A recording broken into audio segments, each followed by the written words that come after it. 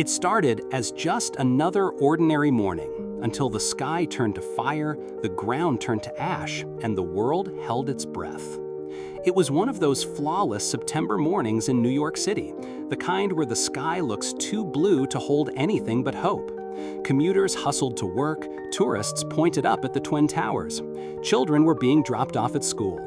No one knew that in just a few minutes, history would be split in two, into before 9/11 and after. Please do well to like and subscribe to this channel if you haven't, as an encouragement for more of this kind of content. At exactly 8:46 a.m., the first sign of horror roared through the air.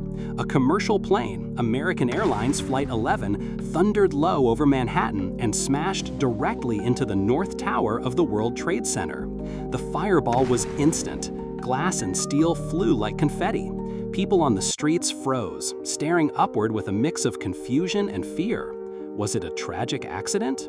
But then, 17 minutes later, that question was shattered. United Airlines Flight 175 appeared like a bullet slicing through the sky and then slamming into the South Tower at over 500 miles per hour. This was no accident. It was war.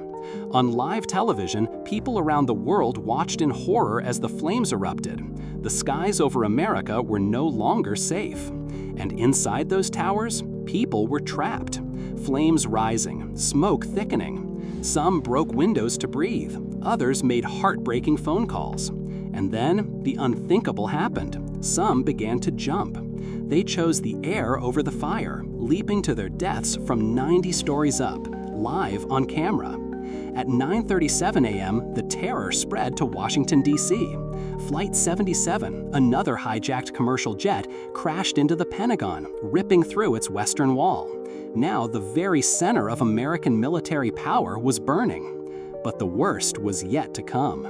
At 9:59 a.m., the South Tower, that symbol of economic might, collapsed in on itself like a house of cards.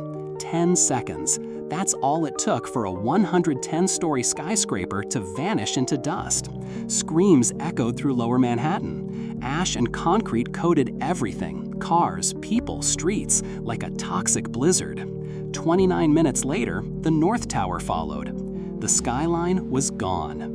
In Pennsylvania, a fourth plane, Flight 93, was headed toward another target. But the passengers had heard what was happening. They called their families, they prayed, and then they fought back. They charged the hijackers. The plane crashed into a field in Shanksville, short of its target. They died, but they saved countless others. By the end of the day, 2,977 lives were lost. Office workers, firefighters, children on planes, fathers in towers, tourists, janitors, paramedics, people from over 90 countries. Their lives were stolen not just by fire and steel, but by hate. And yet, something rose from the rebel. Courage, unity, defiance. Firefighters went in while everyone was running out.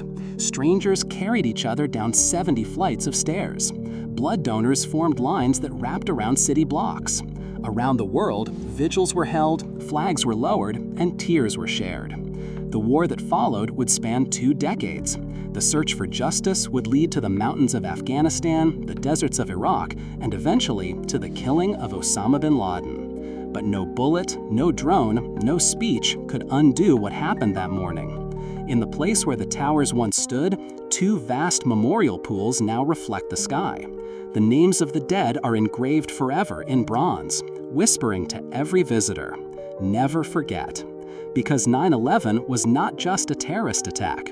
It was a scar on humanity, a wound that united strangers, a moment when heroes were born, a reminder that in our darkest hour, light still rose.